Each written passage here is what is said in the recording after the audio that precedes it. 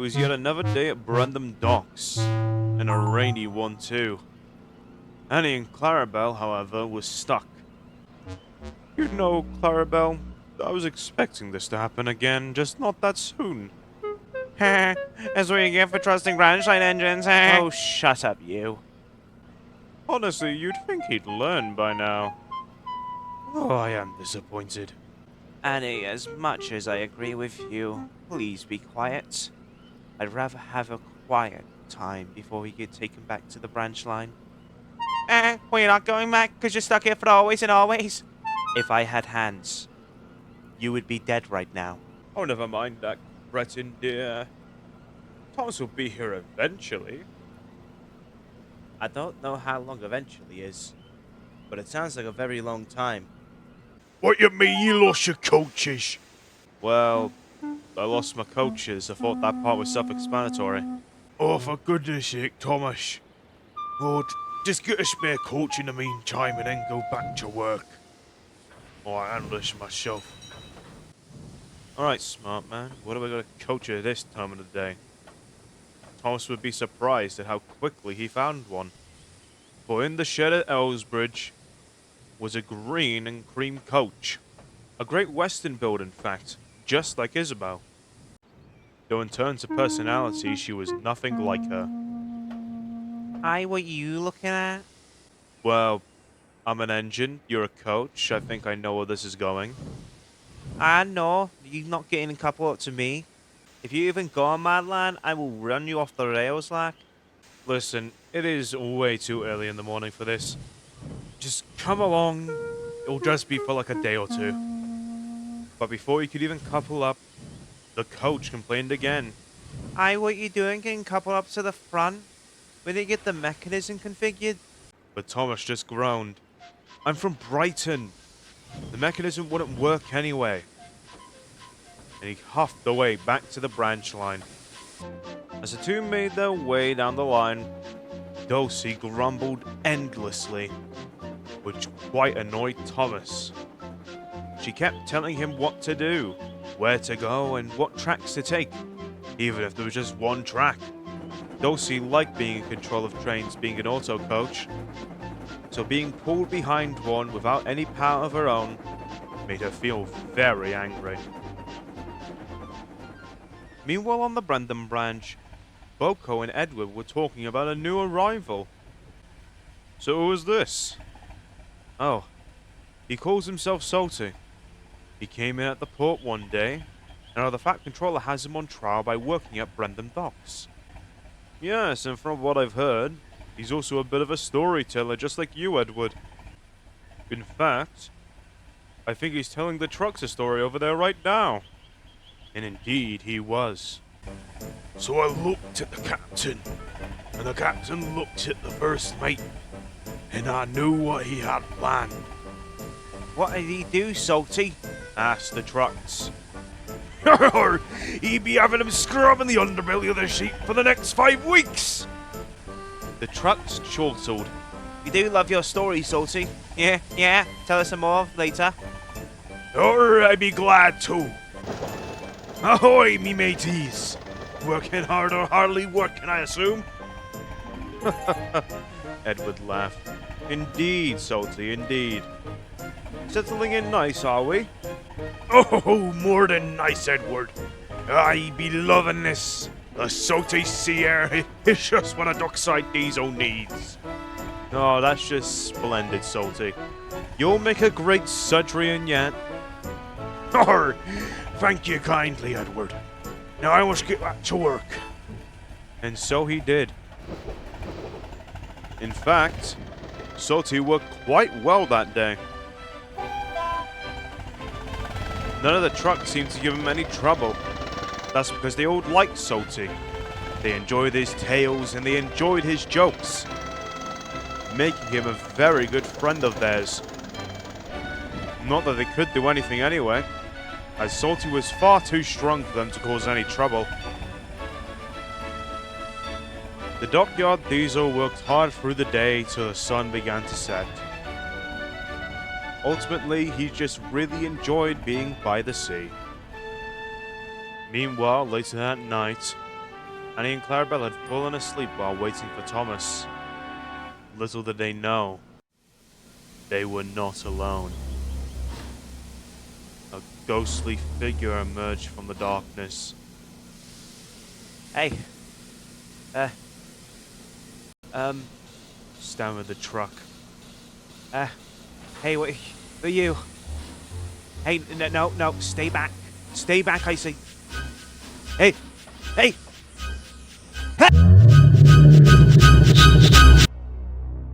The next day, Salty was confused. When he ordered up to one of the sidings, he realized the truck was missing. Annie and Clarabel were just waking up. Oh, thank goodness. Gasped Clarabel. Excuse me. You there? Diesel? Arr! How may I be of service, miss? Asked Salty. Oh, I don't want to be a bother, but can you take us home? Arr! I'd be more than glad to. So, actually, before you go, have you seen a red truck about? Yes, actually, during the night. Well, the day before, of course. We haven't seen him, though. Not recently. Just then, Annie awoke, but she wasn't happy to see Salty. What? My, what is that ghastly looking thing? Annie, Excuse me? manners. This is the diesel that will be taking us home. Surely you jest. I mean, just look at him. And we just had our paint gun. Be off with you. Alright. And Salty huffed away. Why would you do that? Clarabel, my dear, I am a coach of class. Thomas will realize his mistake soon enough, and he will take us home. I thought I'd be going back to the carriage shed by now. Hey, how about we play a game? You shut up, and I don't push you through the buffers. How does that sound? Does that sound nice? Because it sounds really nice to me. Thomas was clearly at the end of his rope. Ha ha! I'd like to see you try your metal div. Oh, forget it, Thomas, said his driver. It's not worth it. Yeah, and she's doing my head in too, said his fireman. Yep, and I'm not dealing with this at 6 in the morning. And Thomas gave up and puffed back to Farquhar, Ha ha! I'll see you later, you big melt. said the coach. We'll have to figure something fast, said the driver. Can't leave the passengers waiting. Don't worry about it, said Thomas. I have a plan. And the plan was back at Farquhar. It was also green with red stripes. Oh, Percy. Oh, hello, Thomas. Aren't you meant to be taking coaches today? Well, yes, but I was thinking about it, and I thought that you should take the coaches today. Really? Well, of course, what are friends for? I left them down at Toy Wreck. They should be filled by now, so get along and I'll take your milk tankers. Oh, thank you, Thomas. Thank you so much. And Percy quickly puffed away to collect the coach. Huh. I didn't know it could be that evil. Back on the Brendam branch, Salty was talking to Edward about his weird occurrence. Aye, so I left it on the further side of the docks. And, well, it just disappeared. That'll be when you made your mistake, Salty. Hurry, what mistake? Well, it's an untold rule we don't leave rolling stock on the further side of the docks. Hurry, whatever for? You like a good story, don't you, Salty? I do love a good tale. Then allow me to tell you one from long ago. And this was a story that Edward told. A long time ago, before most engines came to the island, there was a little shunter at Brendam Docks. He kept to himself and never talked to any of us engines. He just put his trains where they needed to be and leave. We saw the engine so little, we started to doubt it even existed. We just believed that someone was shunting our trains. But we soon learned otherwise. For one foggy afternoon, the engine was shunting trucks in the yard, the further side of the docks. when suddenly, without warning, it lost control. The fireman and driver jumped clear, of course, but the buffers didn't stop it.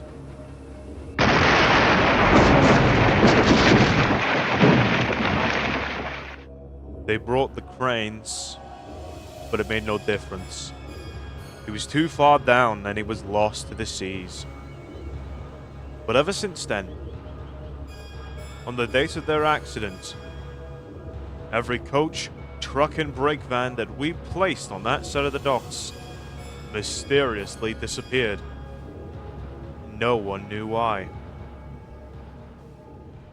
Edward, are you saying there's actually a ghost on Brendam?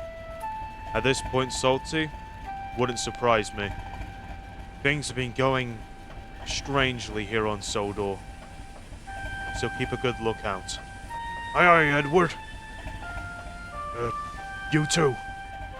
And Salty went back to the docks.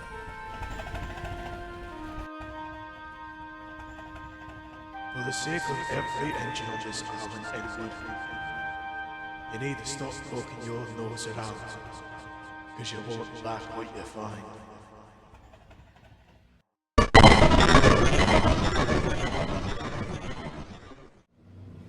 That night, Annie was fast asleep, but Clarabel could not. She was cold, smelly, and most of all irritated. Oh, I shouldn't have listened to her. I shouldn't. Oh, where's that diesel when you need him? What I wouldn't give for just someone. Anyone. But Clarabel would come to regret this, as suddenly, without a warning, What's that noise? Hello? in the distance, Clarabel could see a dark engine puffing through the darkness. Annie? Annie, do wake up, please. But Annie stayed soundly asleep. Clarabel was mortified to see that the engine was coming down to them. She shut her eyes tight and pretended to sleep as the engine coupled up to a van beside them. Hang on a sec. You're not salty. Who are you? Oh, get off me! Get off! Poor Clarabel was shaking in her wheels. She peered open her eyes and saw nothing there. And she didn't dare go back to sleep. The next day, Salty returned to the siding to find that the van he'd once left there was now gone.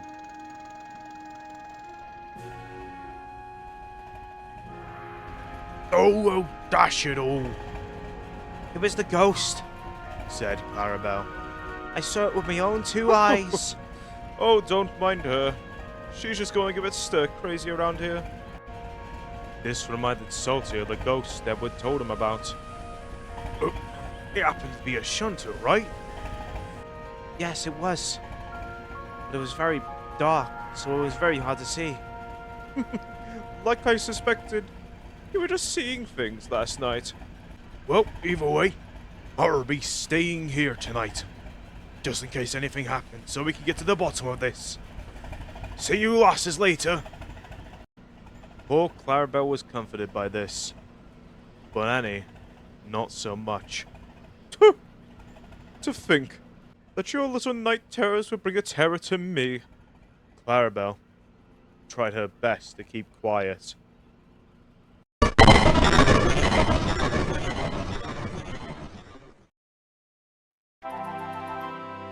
Early that night, Thomas was being told off by Lily in the sheds. For goodness sake, Thomas, you should have just found your coaches instead of bringing that one here. Alright, fine. I understand my mistake. Now I've got to go find my actual coaches. And Thomas quickly puffed away. Back at Brendam Docks, Annie, Clarabel, and Salty were in the shed. Salty's driver was ready with a lamp, ready to shine it on whoever was there. Annie, however, was fast asleep, as she wanted nothing to do with this. Salty remained vigilant, looking into the dark, when suddenly, the lights began to flicker and the ground began to shake. Salty's driver even dropped the lamp in surprise. That's when they heard the hoarse puffing of an engine, as the ghost emerged from the darkness, as black as the night. It passed Salty and Clarabel and went straight for Annie. Annie seemed more annoyed than scared. You! Hands off you! You dastardly little engine! Salty's driver luckily scrambled for the lamp and turned it on instantly. The sudden light caused the ghost to stop in its tracks. It hissed steam rudely and began puffing away.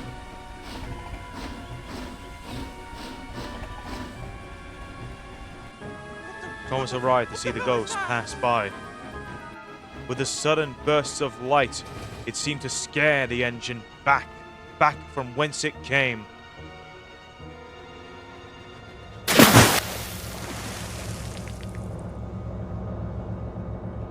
What?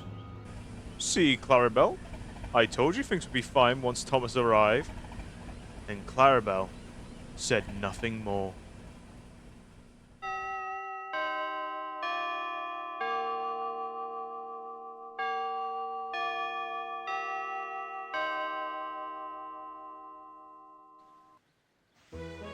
Needless to say, Thomas was very happy to have his two coaches back on his branch line, so he'd never have to deal with any impatient auto coaches ever again. And it goes without saying that the Fat Controller kept Salty, which made both trucks and engines happy. Although Salty's first days on the island of Sodor were very odd, he was just happy to be working at the docks. But if you were to ask either Salty or Clarabel, well, neither would ever want to mention the story of the ghost of Brendam Docks.